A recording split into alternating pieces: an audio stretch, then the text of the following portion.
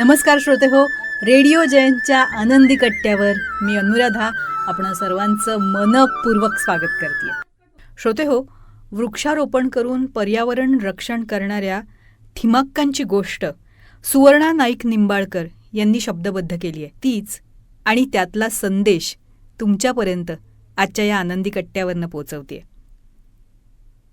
दगडाच्या खाणीत काम करणाऱ्या थिमक्कानं लग्नानंतर मुलं झाली नाहीत म्हणून कर्नाटकातल्या एका रस्त्याच्या दुतर्फा 4 किलोमीटरपर्यंत चक्क 284 वडाची झाडं लावली आणि त्या झाडांवरच तिनं मुलांसारखं प्रेम केलं.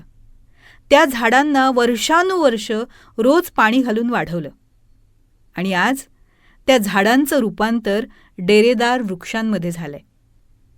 थिमक्काच्या त्या नेत्रदीपक कार्याची दखल तिकडे अमेरिकेत घेतली गेली आहे आणि पर्यावरणावर कार्य करत असलेल्या एका संस्थेचं नामकरण Thimmakka resources for environment education असं करण्यात आलं आहे.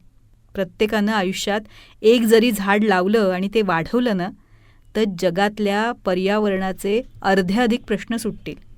पण तसं होत नाही म्हणून थिमक्कासारख्या अशिक्षित महिला अशी शेकडो झाडं लावून ती वाढवतात. म्हणून पर्यावरण अजूनही समतोल राखू नये. ज्या दिवशी असे लोक पर्यावरणाकडे दुर्लक्ष करतील ना तेव्हा पृथ्वीचा विनाश अटळ आहे. म्हणूनच श्रोतेहो, सगळ्यांना अगदी कळकळीचं आवाहन आहे, जर शक्य असेल ना तर आपल्या परिसरात एक तरी झाड अवश्य लावा आणि नुसतं लावू नका तर त्याचा सांभाळ करा. थिमक्का जर 284 वडाची झाडं लावून वाढवू शकते तर आपण एक तरी झाड नक्कीच लावू शकतो आणि ते वाढवू शकतो. पावसाळा सुरू आहे, मातीमध्ये बीजाचं रोपण उत्तम प्रकारे होतं या ऋतूत. तेव्हा विचार करूया या गोष्टीवर आणि फक्त विचार न करता तो विचार कृतीत आणण्याची घाई करूया. पटतंय ना?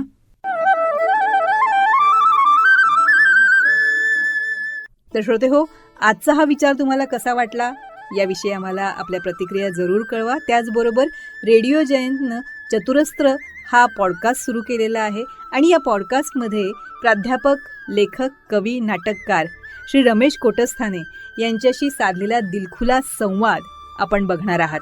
या संवादाचे दोन्ही भाग आपण आपल्या चॅनलवर अपलोड केलेले आहेत, तेव्हा हे दोन्ही भाग जरूर बघा.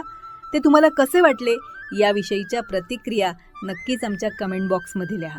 त्याचबरोबर श्री रमेश कोटस्थाने लिखित खुळा पाऊस या पुस्तकाचं अभिवाचन आपल्याला रेडिओ जयंतवर ऐकायला तर मिळेलच, पण त्याबरोबरच पूज्य साने गुरुजी लिखित श्यामची आई, पद्मविभूषण बाबासाहेब पुरंदरे लिखित राजा शिवछत्रपती या पुस्तकाचे दोन्हीही खंड, प्राध्यापक यशवंत पाठक लिखित मातीचं देणं, डॉक्टर शुभा साठे लिखित त्या तिघी, नर्मदा परिक्रमेच्या स्वानुभवांवर आधारित प्रभू पाठक लिखित बिल्वपत्र या दर्जेदार पुस्तकांचं अभिवाचनही आपण जरूर ऐका आणि ते आपल्याला कसं वाटलं याविषयीच्या आपल्या प्रतिक्रिया आमच्या कमेंट बॉक्समध्ये नक्की लिहा.